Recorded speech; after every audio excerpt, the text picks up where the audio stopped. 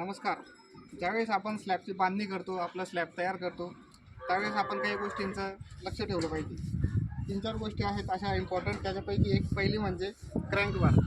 आपण इथे बघू शकता, क्रँक बार म्हणजे साध्या भाषेत आपण त्याला थोडं चिकट केलेला आहे पेंट करून. तर तो याच्यासाठी असतो की त्याच्यामुळे जो टेन्शन आपला रेन्फोर्समेंट आहे तो कंटिन्यू असतो. आणि दुसरी गोष्ट, आपल्या सपोर्टमध्ये जे शेअर होत असतं ते शेअर प्रिव्हेंट करतं आणि इथे स्ट्रेन देतं. प्लस याच्यामुळे आपली जी स्लॅब स्लिप असते ती पण ते कंटिन्युअस मेंटेन करतं. दुसरी गोष्ट म्हणजे स्पेसिंग.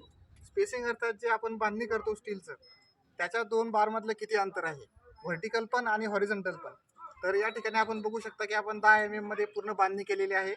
आणि याची जी आपण ॲक्युरेट स्पेसिंग ठेवलेली आहे ती आहे 6 इंच बाय 6 इंच. आणि याच्यासाठी आपण हे इथे 2 बार जॉईंट्स करण्यासाठी वाइंडिंग वायर वापरलेली आहे. त्याचंही पॅकिंग खूप लक्षपूर्वक करणं गरजेचं आहे. आणि हे जी स्पेसिंग आहे ही स्पेसिंगही योग्य ठेवणे गरजेचं आहे. त्याच्यामुळे आपलं जे स्टील आहे त्याचं क्वांटिटी ही आपल्या स्लॅबच्या हिशोबाने बरोबर त्याच्यामध्ये आलं पाहिजे. आता आपण बघणार आहोत two way slab. Two way slab म्हणजे तिथे दोन्ही साईडने आपण क्रॅक बार केलेले असतात. आपण बघू शकता या साईडला आपण क्रॅक बार केलेला आहे, तसंच या साईडनेही उचललेला आहे. सो आपल्याला चारही बाजूंनी त्याला क्रँक करावं लागतं आणि त्याचा लोड डिस्ट्रीब्युशन जो असतो तो दोन्ही साईडला असतो.